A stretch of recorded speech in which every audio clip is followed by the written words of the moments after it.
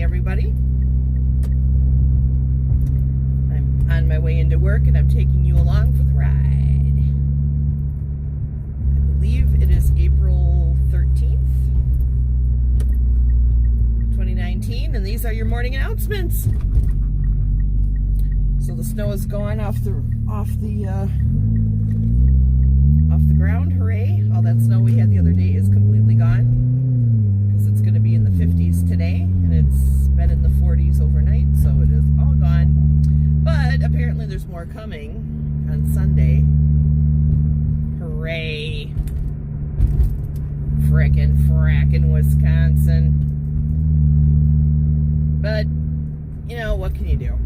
That's just how Wisconsin is. It could snow. It could snow all the way until June.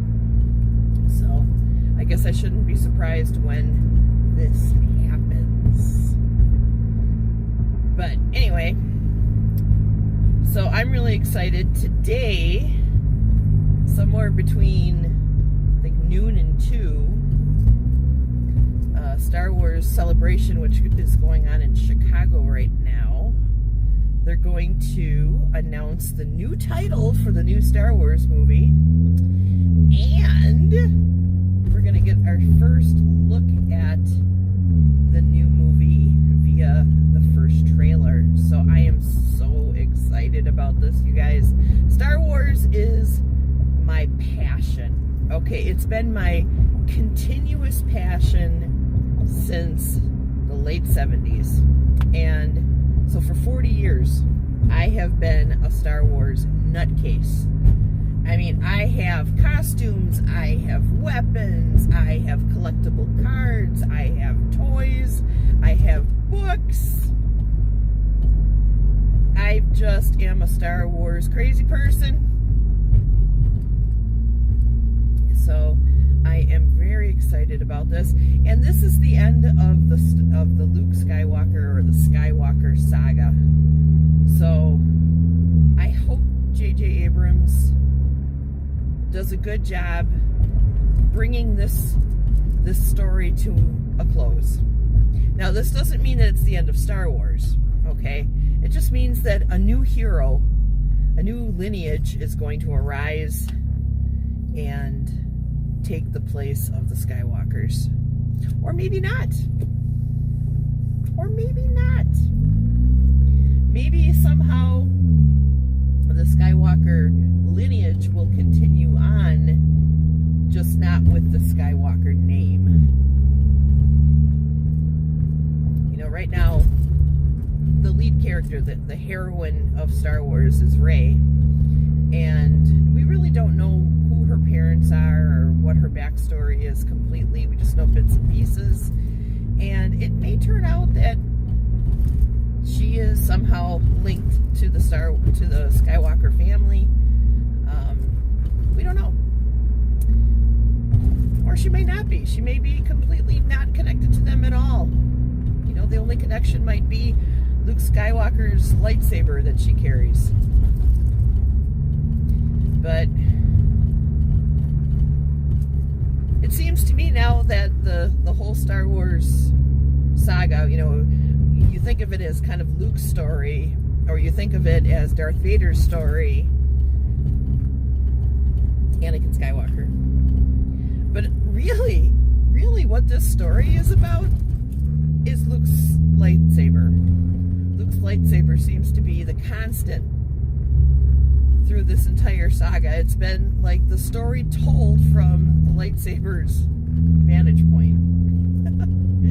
Because everyone who's held that saber has been the hero of the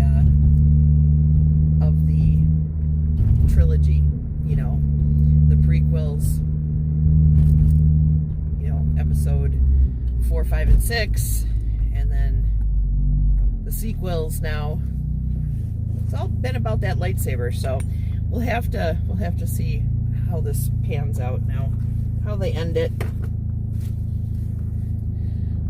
But for people my age, who are in their 50s and 60s, maybe even some people who are in their 40s, Star Wars has been such a iconic and influential part of our lives. For me personally, it was my inspiration for just about everything that I've done in life. So, yeah, it'll be interesting to see. I'm really excited about that. Also, in some Michael Jackson news, I'm sure that you all have heard now that Oprah has pulled all of her videos that were on her YouTube site that were in regards to Leaving Neverland. She's pulled all those videos off of her website and is starting to distance herself from that story.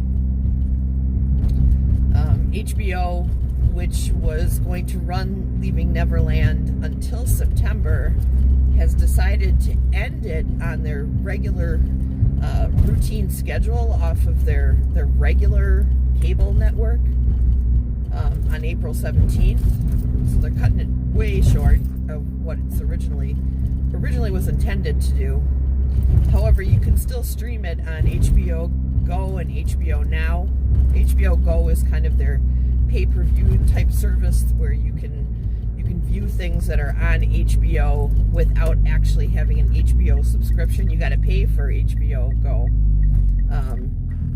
but it's your way of sort of getting HBO without having to have cable.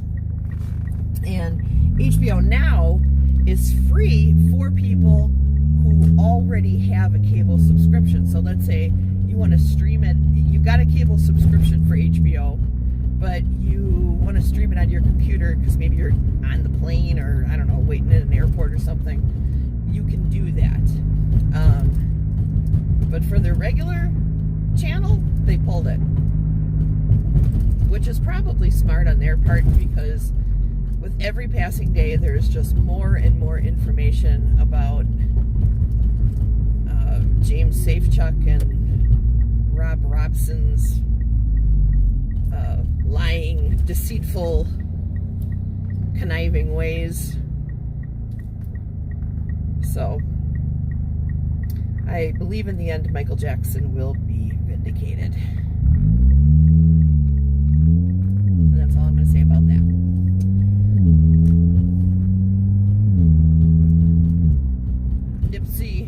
Nipsey Hussle has been put to rest. And, you know, it's interesting to watch, like, the white conversation about Nipsey Hussle. There seems to be two camps of thought. One, he was just a thug. And on the other side, he was somebody who was working towards peace in his community.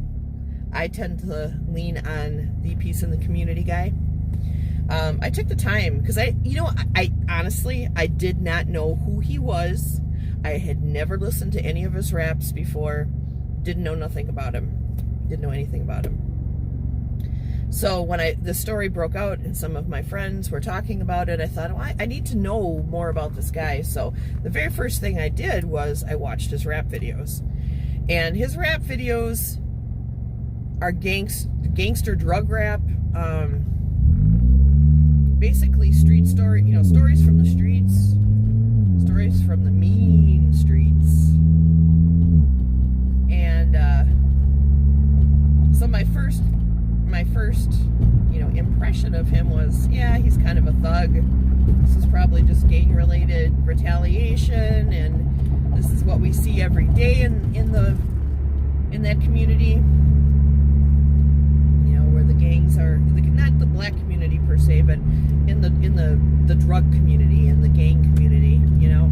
It's the stuff that we see every day. It's tragic and horrifying, but it isn't a surprise, because if you're going to be in a gang, you're going to have to expect that these things are going to happen, right? But then I started watching interviews where he was actually talking about the black community in his area, and how his ideas about the gang had changed over the years as he matured, and he started to see things for what they really were when he woke up, essentially, and saw that the whole gang construct was the thing that was keeping his community from rising out of poverty and rising up above and out of the violence. And so he started working really hard in his community to try to bring peace to the area, by getting gang members to sit down at a table and talk to one another, and to talk with the police, to try to come up with a creative strategy to stop the violence, to stop the killing, stop the black on black killing. And the more I listened to him, the more I was like, hey, this guy is really smart. He's very articulate. He clearly has a grasp on what the root problem is when it comes to gangs, drugs, and violence. And he was trying really hard to work to stop all that, And then his life was cut short by a guy who knows why he did this. Maybe he saw the end of the violence as a threat to his lifestyle. Maybe he just wanted his 15 minutes of fame. Maybe he felt offended by something that Nipsey Hussle said to him. I don't know.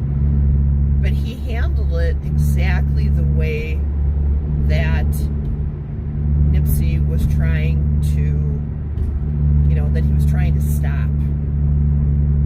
And it's kind of made Nipsey Hussle now a martyr for the cause for peace and unity in the black community. So if anything good is going to come out of this, it's got people conversing about the problem, conversing about all the violence and the drugs and the guns and stuff, It's got people talking, so I hope that something good comes out of this. I really do. We just had... I hate seeing the black on black violence. I hate seeing the white on black violence even more. Okay, I hate that. That's something that just makes me so incredibly enraged and angry to see the racism spill out into violence like that. Oh my God, like the guy who was like burning the black churches down south in Louisiana. What the hell, man? In 2019, we know everything that we need to know about genetics and about how all of us came out of Africa, that every single person on this planet, when you follow back their lineage far enough, comes from black people. Everyone, every single person on this planet. None of you who are white nationalists can say that your family was always white. And if you do say that, you're lying to yourself and you're an idiot. You're an idiot.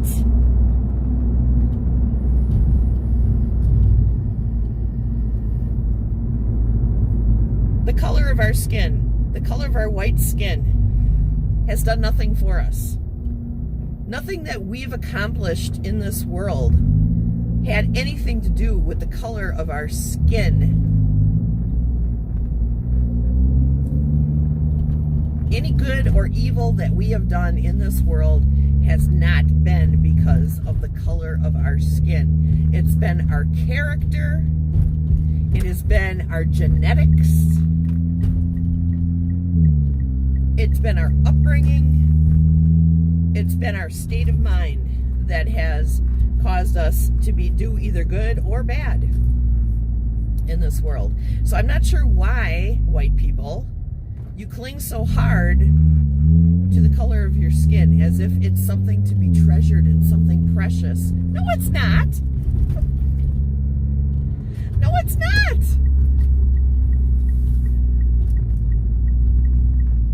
Our white skin has not made our lives easier. Especially medically.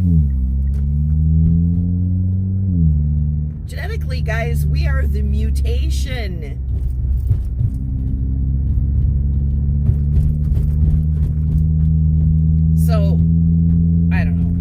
white people cling to the whole white skin thing as much as they do. I don't give a crap about it. All I want is for there to be peace in this world. I want every human being on this planet to be equal. I want all situations for every person on this planet to be just and true. And black people have suffered too long. It's embarrassing. It's embarrassing to me that white people treat black people with such disdain. It's horrifying to me. So all you people out there who are white nationalists and white power, all you Ku Klux Klanners, all you white supremacists, all you white nationalists, I would have no problem if each and every one of you disappeared from the planet. You are not my people. You are not my people. I want nothing to do with you. Nothing. And all the hate that the white community is feeling right now from the black community is deserved.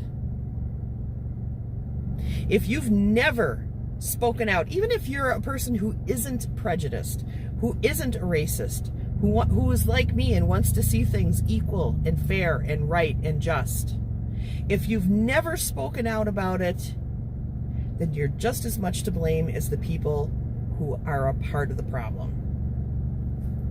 You need to stand up. You need to stand up for what is right. When you see racism happening around you, you need to do something about it. You need to put yourself in harm's way, and you need to stop this. Because it's bullshit. And when you hear black people coming at you about all the problems that are happening because of the white community, instead of going on the defense, you need to listen. You need to understand where the anger is coming from. You need to have some empathy and some compassion. And if you can't do that, then something's wrong with you. You're the problem, not them.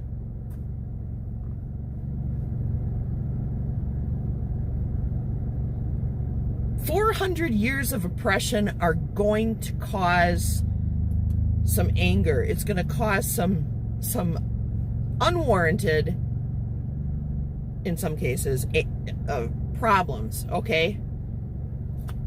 You will have black people coming at you and blaming you for all of the problems that white people have caused, even if you've never caused any. You're gonna experience that. And you know what? We've been doing it to them for 400 years.